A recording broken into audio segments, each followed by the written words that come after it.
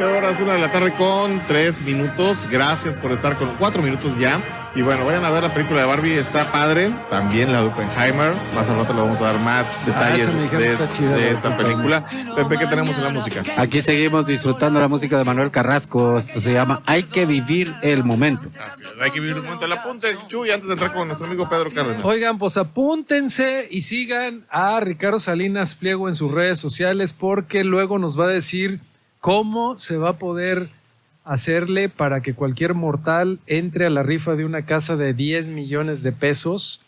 Y pues algo así como, no, la casa son 20 millones de pesos y 10 millones de pesos en autos, por sus 30 años en TV Azteca. Entonces, pues estén al pendiente, síganlo, porque ahí va a decir cómo te puedes ganar esa casa. Que vamos a rifarnos el próximo primero, cumplimos 17 años. Un pase para el cine. Un pase para el cine. No, vamos a regalar 100 terapias.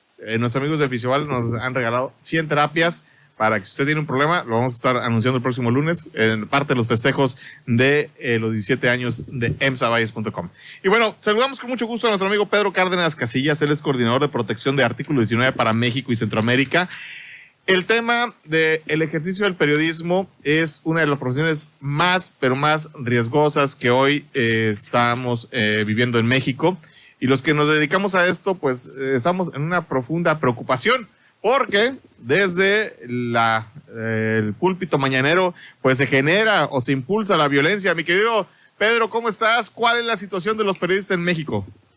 ¿Qué tal? Buenas tardes, Samuel. Pues muchísimas gracias por el espacio para Artículo 19.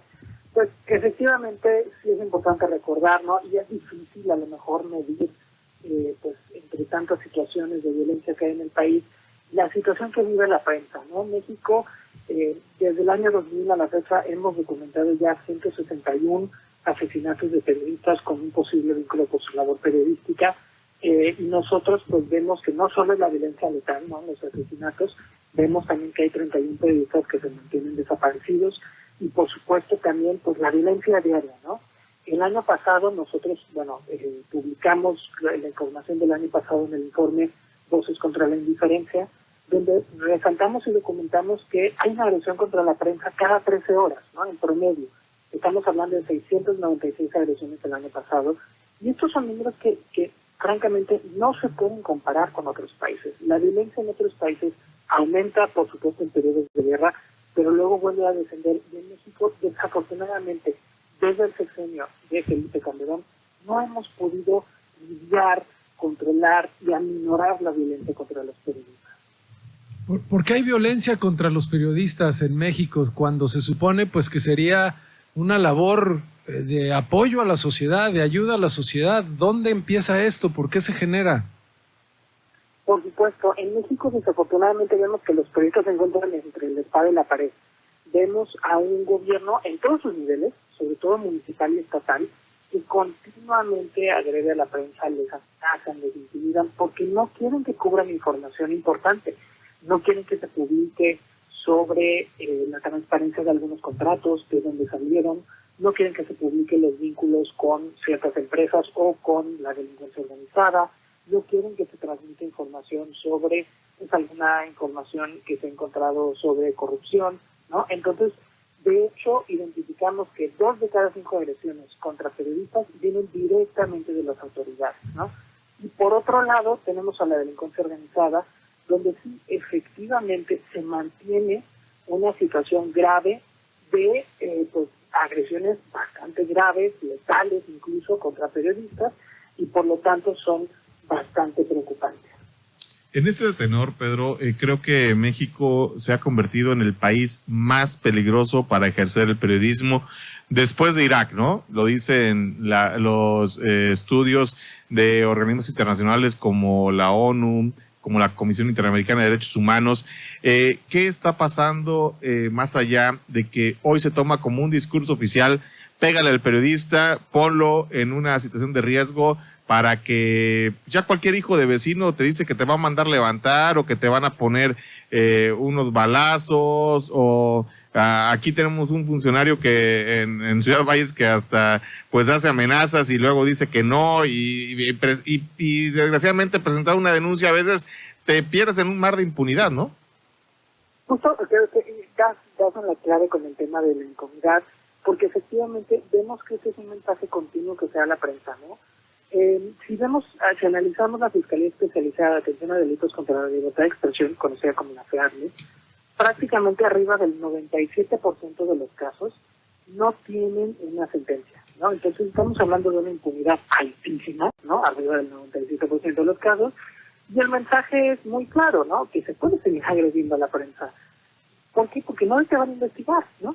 Porque obviamente, y ahora, esto es solo la Fiscalía Especializada, habría que ver también, analizar todos los casos que llevan las fiscalías estatales, ¿no? Y cuántos otros casos que precisamente, como bien comentabas, pues la prensa dice, ni voy a denunciar por temor, porque puede ser que el agresor esté vinculado a las autoridades, ¿no?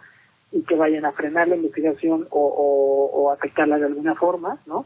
O que vaya a tener represalias por hacer la denuncia, ¿no? Entonces, sí estamos hablando de un ciclo vicioso donde continuamente tenemos la idea de que la violencia no va a parar porque no se va a investigar, porque muchas veces son personas que están vinculadas al poder quienes terminan siendo quienes agreden, ¿no? Entonces tenemos este círculo que no para y por lo tanto es bastante crítico.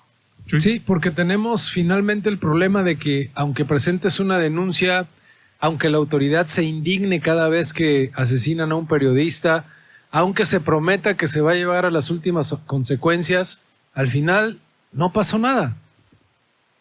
Es correcto, ¿no? Si bien muchas veces las autoridades nos presentan algunos avances, estos avances desafortunadamente son pocos, son la minoría, y cuando se dan avances solo están siendo los autores materiales.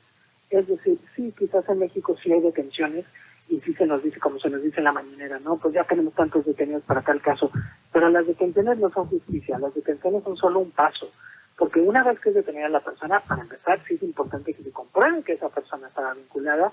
Y la segunda, una gran pregunta y una gran incógnita con estos asesinatos siempre es ¿por qué se les ordenó que asesinaran al periodista? ¿No? Es decir, no es nada más detener a quien tiró el gatillo, sino también quien lo hace.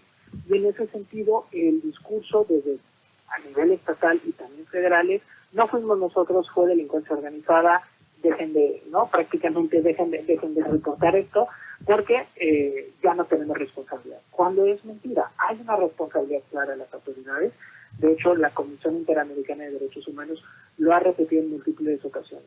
Las autoridades tienen la obligación de prevenir, y esto tiene que ver con generar un discurso que permita la pluralidad, el debate, la discusión, incluso discursos incómodos para las autoridades. Tienen la obligación de proteger, es decir, de reaccionar de manera rápida ante una situación de riesgo, y tienen la obligación de investigar, ¿no? Esas son tres obligaciones muy claras que tienen que cumplir. Pedro, nos quedan 3 minutos, pero ¿cómo ven el artículo 19 a San Luis Potosí? San Luis Potosí es una entidad donde hemos visto de repente que se dejan de reportar situaciones de violencia, y eso nos preocupa en algunas instancias, porque de repente cuando hemos hablado con periodistas nos dicen es que no queremos denunciar, ¿no? Entonces sí hay un cierto nivel de una percepción de riesgo muy alta de la prensa, y sí preocupan, por ejemplo, algunos discursos que ha habido. De hecho, esta semana, junto con otras organizaciones, emitimos un comunicado resaltando que las autoridades no pueden hacer discursos como los que dijo el gobernador, ¿no? De que hay que darle carnita a los medios, que él quiere ver sangre, ¿no? Ese tipo de situaciones no pueden ocurrir porque hay una obligación mayor de las autoridades, y es importante que las autoridades nos protejan en estas situaciones. Bueno, ojalá y la autoridad, tanto de los 3 niveles de gobierno, entiendan que garantizar la integridad de los trabajadores de los medios de comunicación, de los periodistas, de los que realmente somos periodistas, de los que tenemos una carrera, ojalá y se pueda hacer. No lo tomen, a veces basta abrir una denuncia y te dicen, no hombre, eso es un chisme, con todas las pruebas en la mano. Desgraciadamente a veces se encuentra un desprecio a algunos, y a algunos otros que vamos, pues que estamos cumpliendo con el procedimiento, pero que la persona a veces indiciada dice, no hombre, yo tengo las palancas, la parte necesaria para que no pase nada, la lana, y bueno, pero al menos en mi caso sí están caminando algunas denuncias. Ojalá y como yo me uno a la idea de artículo 19, de que el ejercicio del periodismo debe ser sin miedo y sobre todo en plena libertad de las garantías individuales, Pedro. No, es correcto. A fin de cuentas, recordemos que no se trata de exigir algo que no es parte de nuestra ley, ¿no? Estamos exigiendo un derecho básico, es la libertad de expresión. Y eso inclusive no solo para prensa, sino cualquier persona debe de sentirse libre de expresarse, por supuesto con ciertas limitaciones muy claramente marcadas en la ley, pero la libertad de expresión es un derecho básico. No estamos pidiéndole a las autoridades nada más que cumplir con lo que deben. Pedro, enhorabuena. Yo te agradezco las atenciones que ha tenido Artículo 19 para con su servidor por las situaciones que se han presentado en nuestra labor periodística a nombre de esta empresa, del equipo, de todos los que encabezamos este proyecto de comunicación, emsavice.com. Muchas gracias por tus finas atenciones y, como siempre, el seguimiento, el profesionalismo y la idea de garantizar que el derecho humano, que la libertad de expresión es un derecho humano. Al contrario, muchas gracias a ustedes. Pedro, pues te quiero agradecer que nos hayas acompañado. ¿Algo más que gustes añadir? Sí, por supuesto. Recordemos que, a fin de cuentas, las autoridades tienen obligaciones mayores.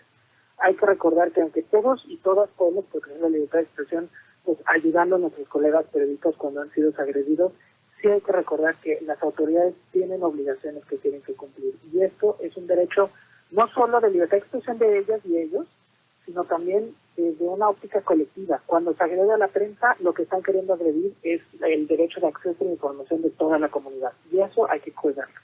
Pues Pedro, enhorabuena, te mando un abrazo y vamos a estar pero muy en comunicación. Un abrazote. Un abrazo, muchas gracias. Gracias, es Pedro Casillas, coordinador de protección de Artículo 19 para México y Centroamérica. Vamos a una pequeña pausa comercial.